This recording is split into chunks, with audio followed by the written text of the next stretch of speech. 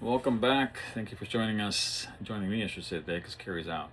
But anyway, I'm on another project for this RV I just purchased. This is a Keystone Rain 15 RBS. It's a beautiful trailer. It's a small trailer, 20 feet, I think it is. Yeah, 20 feet. It's got a lot of great things in here as far as features. It's got the electric fireplace. It's got the instant water heater. It's got a huge fridge. It's got convection and air fryer up there. It's really nice, which is sad because this is a new line for Keystone. They're kind of reinventing the smaller trailer to be more classy, more upscale, and they call it the Rain series. And it's really neat because they also have the aluminum siding. See, it's got aluminum siding. It doesn't have the Aztec stuff. It's actually automotive aluminum siding, and it comes in 3 beautiful paint jobs. White and Mercedes green and black. But it's a Sprout, it's what they call it, Sprout.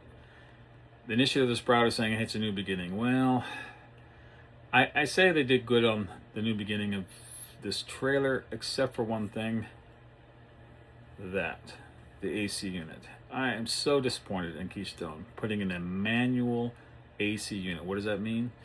That means you have to turn it on, you adjust the temperature, and it continuously goes and never shuts off. And it only has one speed, and that's high.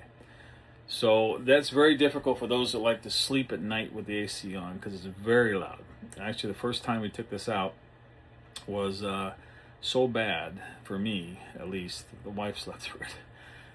I headed outside with the mechanic. It's a beautiful night, thank God, and slept out there. It was just too much for me to handle. And I fought and fought, trying to how I can accept this, and I couldn't do it.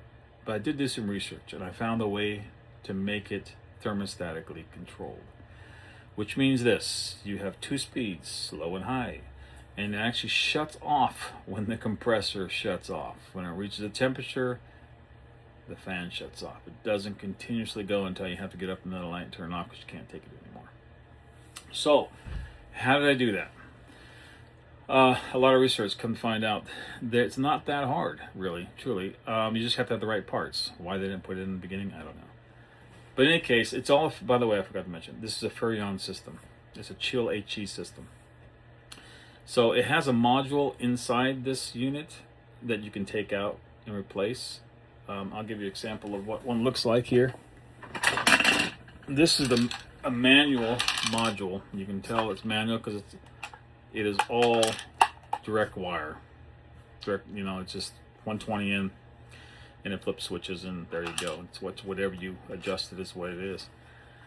The one I've got is has a solid state. There is switches in it, but it's solid state, and it communicates with its logic through this thermostat to do whatever you want it to do. And it's not as hard as you think it is. 2 components you need. You need a thermostat that's Furrion, and you need a control box that talks to that thermostat and the unit itself. Make sure it's the right one for the Chill HE. And there are various models of modules for the HE, and I actually purchased the first one, was the wrong one. And I'll put the parts down below, so you can go out and purchase those however you wish. You can get them anywhere. You can order it anywhere on the RV Parts, eTrailer, all those other websites. So anyway, let me turn it around and show you. That's what I got going on here. That's a thermostat here. And you'll see over here, there's another thermostat. That thermostat is for the heat only. And it is, I believe it's Suburban. I assume that's probably also the heater. That is the Furrion. It only talks with Furrion. So you have to have 2 separate ones. That just is the case. So that's where I decided to place that. And the reason being, it's not that far of a leap to the unit. So what I did is I popped this cover, pulled the cover off. This is just cosmetic. It doesn't do anything right now. Behind here is that control module. The control module sits in there with 2 screws. It has 6 wires, 4 for the thermostat, 2 for 12 volt and ground. All of those 6 wires have to come to the thermostat. That's the tricky part. How do you get from here to there? That takes some doing, and every RV is different. For this particular RV, if you've got a Rain, what I did and what I discovered is that there is a wood truss here. As you know, most of these RVs come with, most RVs, all RVs, have a layer on top, obviously, and whether it's rubber or whatever the case is on the very top, plus plywood, or not plywood, it's a press board. Oh no, it's not plywood, it's part of particle board. I don't know. It's some kind of where they use the top and then they put rubber on top of it. And of course this bottom piece, and the rest is all foam. So you got to punch through the foam to get to where you want to go. And the best way to do that is get a rod. There's a small little flexible rod you get from Home Depot, and just kind of force your way through. Be careful not to overforce, because there may be wires up there. You don't know the routing of how things are going in the roof, and they don't tell you where things are.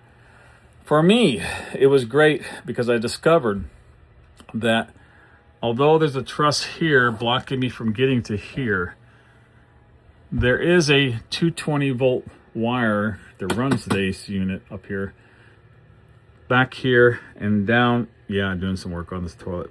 Another discussion. Down, and this is a 2025, by the way, just brand new, purchased in 2026. Been on the road twice. Anyway, issues with that on the toilet. Another discussion. But in any case, down here is the fuse box. So that's where everything kind of goes, as you know. So the great thing is that they cut a hole, a pathway through that truss here for me. So what I did is I routed the wires here, and this piece here pops out. All of it pops out. There's a little seam in here that this thing kind of snaps into. I drilled a hole here. You can't see it. That's the magic of what I do. You can't see it here. In a hole here, I fished it. My wire's here. I grabbed it. I put a hole here. And so what I did is I take a wire and I punched through the foam here.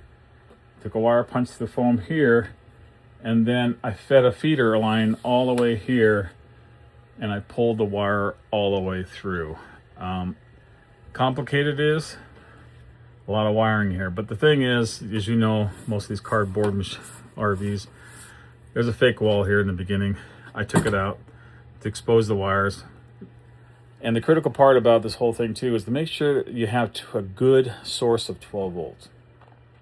Because, for example, if I tapped into the water pump, which I initially did, it started off at 13.6, almost 14 volts. But when it kicked on, it went down about 11.8, and that's not feasible for 12 volts wanted by the Furrion system. So I had to find another source of that, and I did, believe it or not, with my LED switch. I plugged into that. I took a multimeter,